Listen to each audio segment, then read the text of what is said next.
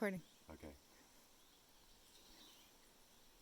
So desert clothing is all about forming a microclimate.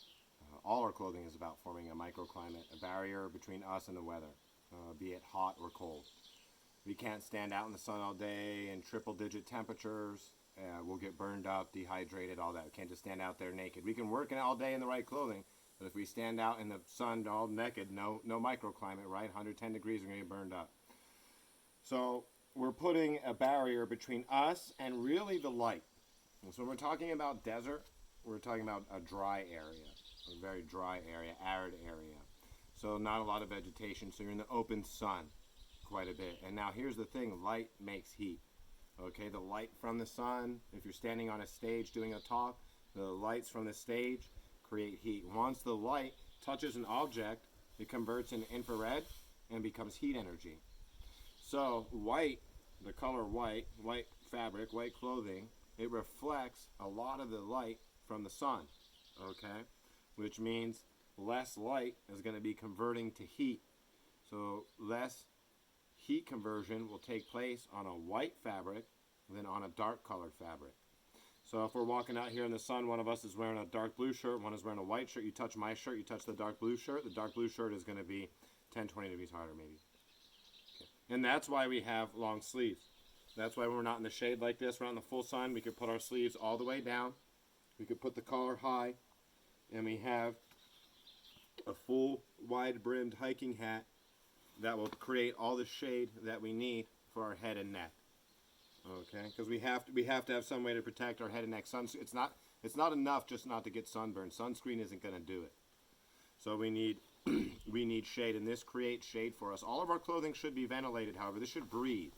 This should allow the air to escape, and it shouldn't be too tight because the clothing is what's getting touched by the light and getting heated up.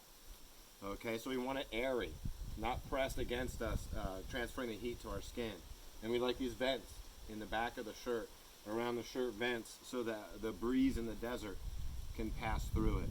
Now our pants, we're never going to find white hiking pants. They just don't make them. So we get the lightest color that we can, like a desert sand color like this. And now if they do have any zippers, be it in the crotch or on the knees, you can crack those just a little bit for a little bit of ventilation. And now footwear, I always recommend rugged footwear for the desert because it's very rocky. And all the plant life that is out here is like pokey and thorny and scratchy. So you have netting and things on your shoes. It could the jumping cholla cactus, things like that can hook it, stick to it, or start to shred it apart. So we like to have fairly rugged footwear, and of course the footwear has to fit well in the desert. Because when we go off trail in the desert, our feet get soggy from all the sweat. The skin shrivels up like raisins in the tub too long. It becomes easier to damage. And then we're walking on all those rocks and sand and squishing around in there. So if our feet are sliding, they're going to become damaged. You're going to get sores, you're going to get blisters a lot easier. Okay, so what this is all about is reflecting the light. So there's less light to heat conversion. We don't want the light to heat conversion on our skin. Okay, that we want it on the clothing. Because our skin, we can't take it. We can't take it. It's not about, you can have all the sunblock in the world, but you're still going to heat up. Okay, you won't get sunburned, but you're still going to heat up, which means you're going to sweat more, you're going to dehydrate, you're not going to be able to work as hard out here. Okay, so white shirt, lightest colored hat you can find, and you know what? I like a big straw hat. I like the big Gardner straw hats. Those are the most effective. They have the widest brims, and they just breathe the best. But I always end up taking these in the field because I can fold this up and put it in my pack, in my back pocket. Because I'm always doing different stuff. A lot of times we'll be doing, if we're in the desert, we might be working at night. And I don't want this hat on in the way. Okay, so I like something that can fold up and is real lightweight like this, whereas the big wicker hats, if I put that on my pack, it's going to be flopping all over the place. It'll get ripped off my pack when we're bushwhacking through these oases and things like that. Okay, now for hydration. It's really important that we hydrate before we come out to hot places. Your body might not signal thirst until you're 25% down on water volume in your blood. Okay, so what that means is if you're sweating and sweating and sweating and now you get thirsty, now you drink, you're already 25% down. And you can sweat out a lot more water than you can absorb. I've heard a lot of different numbers on this, but I know we can only absorb in the area of 1 liter an hour of water. Definitely less than 2 liters an hour of water absorb into our system. Okay, but we can sweat a lot more. We can sweat a lot more. Okay, so we can sweat way more than we can absorb. So what that means is if we don't stay ahead of the curve, we don't drink before we're thirsty, we don't stay hydrated, then we can't catch up out here. The only way to get rehydrated again is to stop sweating, stop all activity, shade up, someplace cool, and just drink water for a few hours. And that's the only way. You're useless out there now. So we want to stay ahead of the curve. And we want to support our cells' sodium electrolyte pump as well. Sodium potassium electrolyte pump. Now, you've seen a lot of sports beverages like Gatorade and things like that. The sodium and potassium. They have sodium and potassium. That's because the way our cells hydrate is a mechanism called the sodium potassium electrolyte pump. Has to do with osmosis. Now, the amount of salt, if the amount of salt in your water matches the amount of salt naturally in the cell, in the fluids in the cell, that is called an isotonic solution. An isotonic solution. And now an isotonic solution is the safest way to rapidly hydrate. If you get an IV, of saline IV in the hospital to replace the blood volume, liquid blood volume, okay, or if you're dehydrated, it is a isotonic saline solution. So it's the safest way to hydrate. Now I say that because you have to know how important it is to have sodium and potassium to be able to hydrate. If you run out, you're never going to run out of potassium. You're not going to run out of potassium and die of dehydration. If you're potassium also controls your heart rhythm. So if you get way low on potassium, you're going to have heart troubles before you have dehydration troubles. Okay, but sodium we sweat out. Our salt we sweat out in heavy amounts. You get salt stains on. You're probably gonna have salt stains on some of the clothes you hiked out here with. Okay, first 100 degree day of the year for us, right? No, the first 100 degree field hike for me of the year. So I'll probably have some serious salt stains on my stuff. Now it's important we replenish that. If you run out of salt, if your body is depleted completely of salt, it's called hyponatremia, and it can be deadly, and your body will not absorb water. So if you give someone water that has hyponatremia and it doesn't have electrolytes, you're hurting them. You just can't absorb it without the sodium. You need the salt in the water. So what we do, we have a rule, and I learned this as a wildland firefighter from the firefighting crews. After I drink 2 liters of water, my 3rd liter has an electrolyte replacement in it. It has to have salt and potassium in it. Now I'll go for the big 5: salt, potassium, magnesium, calcium, bicarbonate. Those 5 are used real heavily in the body, in the heat, and also they help control the symptoms of heat stress a lot better. They help control the nausea that happens out here when we get too hot, the cramping, when we start to cramp real bad, the lethargy. Okay, get real hot, tend to get lethargic too. Okay, so when we go a little bit past salt and potassium, we get the big 5, we could do even better. And now you may have heard of emergency packets, things like that. Or Noon tablets. There's all kinds of great electrolyte replacements in the store. There's all kinds of multivitamins you can take and such. It's best to put it in the water. So people say, well, why can't I just eat chips? Now we're talking about high output and high heat. Like when I was a wildland firefighter, we're dressed head to toe in Nomex. We've got 60, 70 pounds of gear, and we're cutting fire line out here in the high heat. So I'm talking about you want to be active in these triple digits. You want to be active in high temperatures. It's not enough to just get the food. If you're going to be sweating all day, it's not enough to just have it in the food. And what's the quickest way to absorb it? Isotonic solution, right? So if your water already has the salt in it, your body doesn't have to do the work of taking the salt out of the food and then putting it in and what have you. So we can get it straight to the cell, just like when the hospital gives you a bag of saline to replace blood volume or dehydration, which is still replacing blood volume. There's salt in the water. They don't give you a salt tablet to eat and then start putting water in. They give you an isotonic solution so it can go straight into the cell, quick as possible. We want maximum absorption rates out here so we can maximize our hydration. Now, we don't want a sugar-free electrolyte replacement. There's too many brands and everything to name. My favorite one, it's called Trace Mineral Research.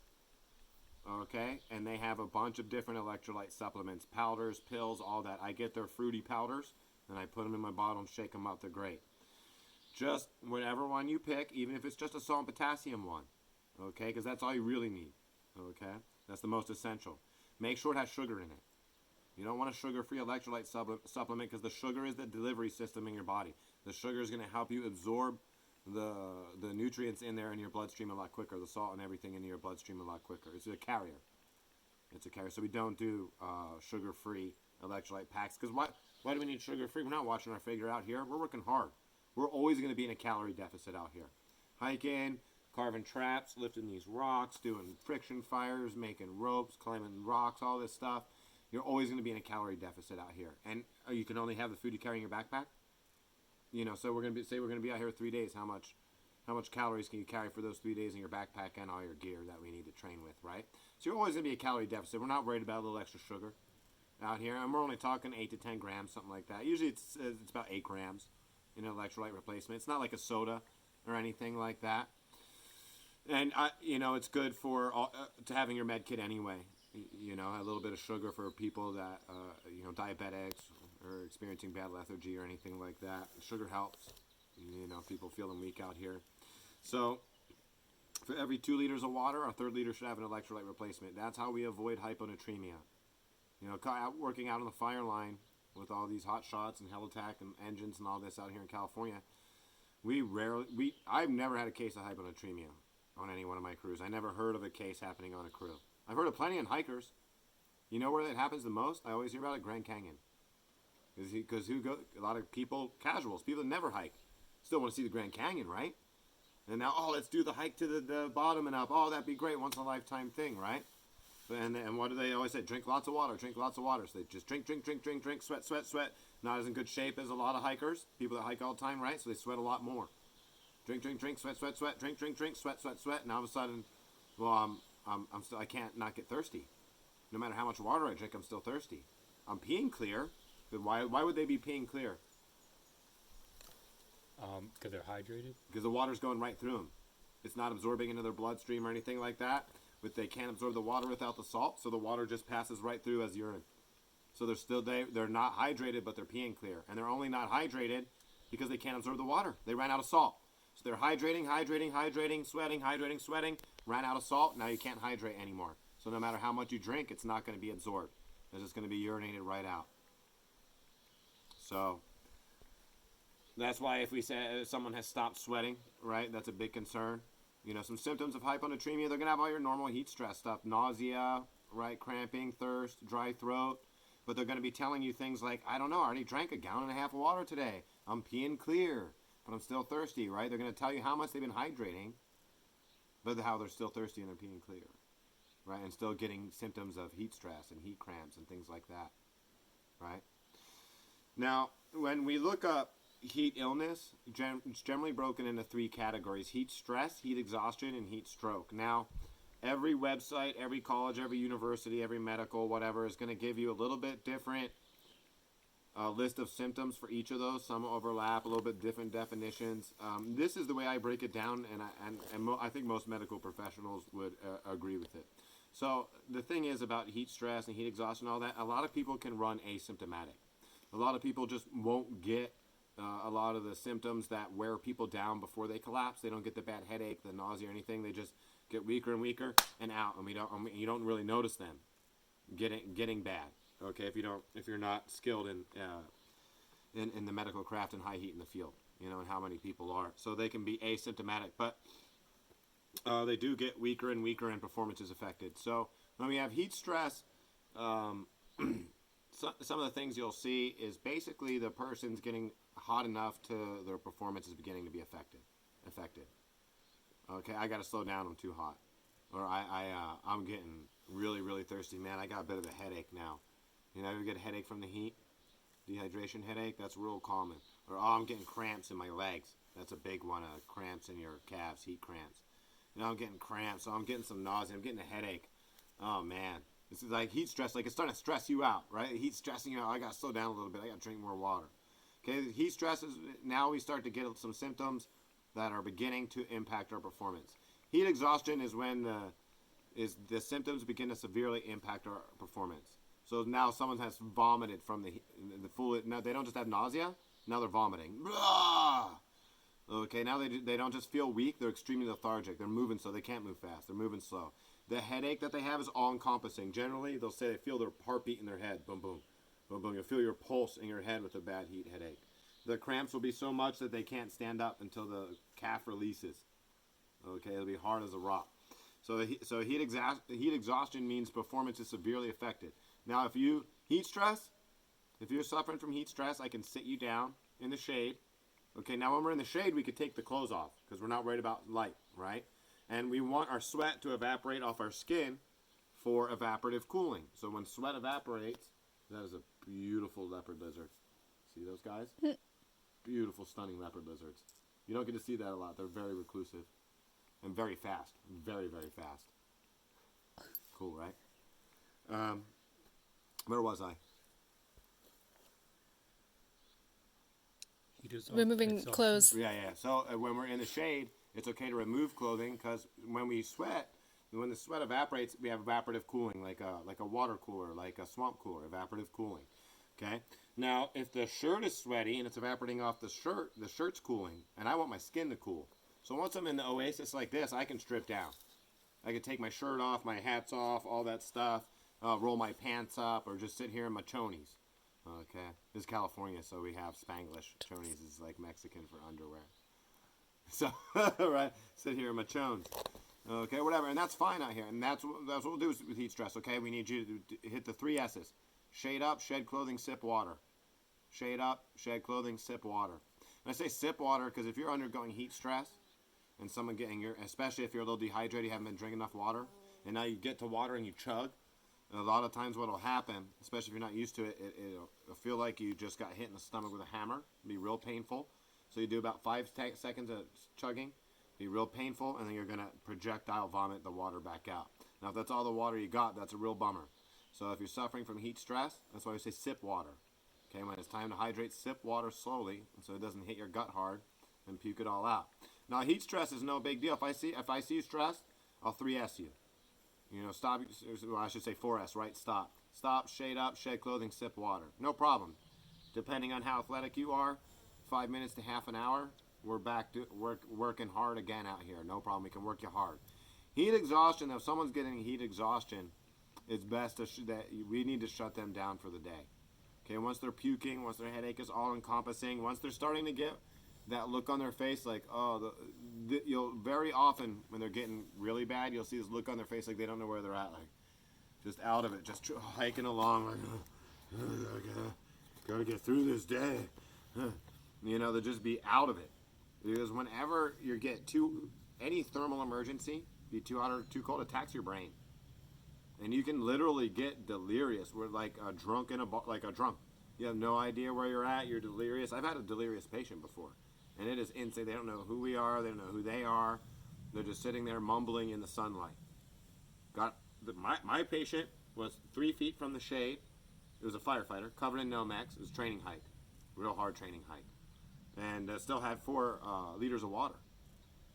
But just got so hot, her brain switched off and just sitting there in the middle of the trail with her pack, mumbling. And we're like, oh my God. So, try to drag her out to the shade, right? 3 feet. All we had to do is move her 3 feet, take her jacket off.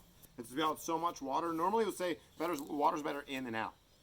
So if it's important that you stay hydrated, it's deadly or whatever, we want to drink water, not pour it on us. If we only have 1 liter and you're going down from the heat, you need to drink it, not pour it on you.